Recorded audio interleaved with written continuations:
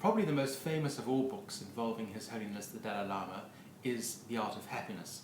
And so it seemed only right and proper that His Holiness's cat, HHC, should turn her paws to precisely the same subject at some point. And that is the context, if you like, for the Dalai Lama's cat and The Art of Purring. It's actually called The Dalai Lama's Cat and the Art of Purring in America, and simply The Art of Purring in the UK, but it's the same book in a different package. The setup for the book is that His Holiness goes away on a teaching tour to Europe and the US, and he sets HHC the challenge of investigating what actually makes a cat purr. And of course there are some parallels there with human beings.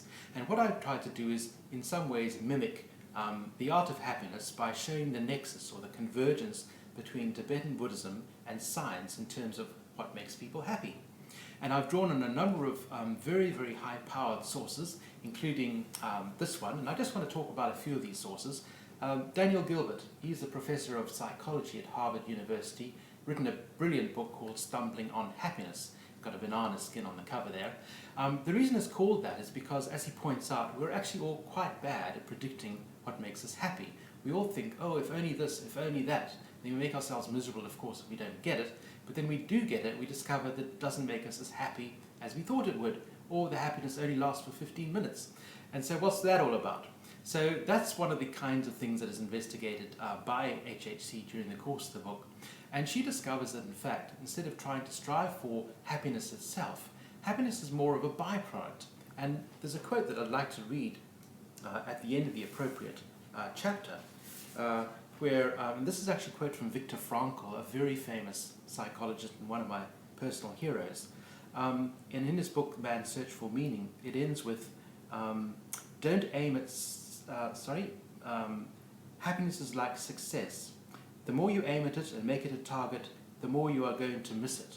For success, like happiness, cannot be pursued. It must ensue as the unintended side effect of one's dedication to a cause greater than oneself. And I think that really is such a meaningful and important message. So that's just one of the messages that is explored. Another one is based on another of my all-time favorite books by Michael Stone called The Inner Tradition of Yoga. If you're a yoga practitioner, I would highly recommend this book because it's full of just gems of wisdom. I can't begin to tell you how impressive this book is.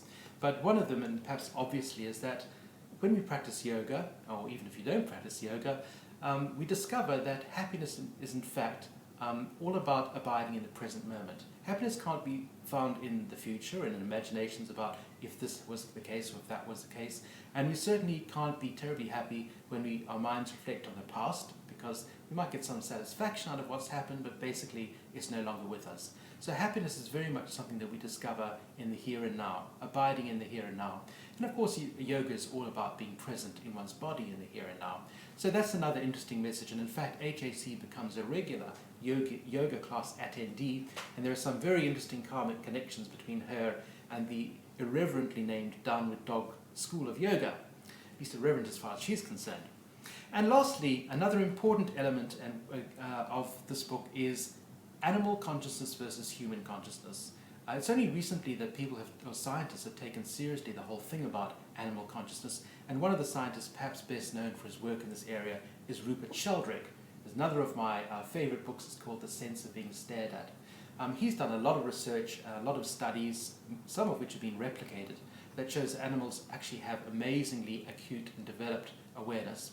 Another favorite book, hopefully you've come across, Alex and Me, is all about the work of Irene Pepperberg, who has had a grey African parrot who actually was not only capable of actually showing that he could understand what he was saying, he could actually articulate what was going through her own mind from the next room. So these are just some of the fascinating, to me anyway, subjects that are explored in The Dalai Lama's Cat and the Art of Purring. It's officially published on the 28th of November globally, but I think it's already starting to ship out in the UK, and no doubt soon will be shipping from the US. So I hope you enjoy the book. I certainly enjoyed writing it, and I look forward very much to your comments on Amazon.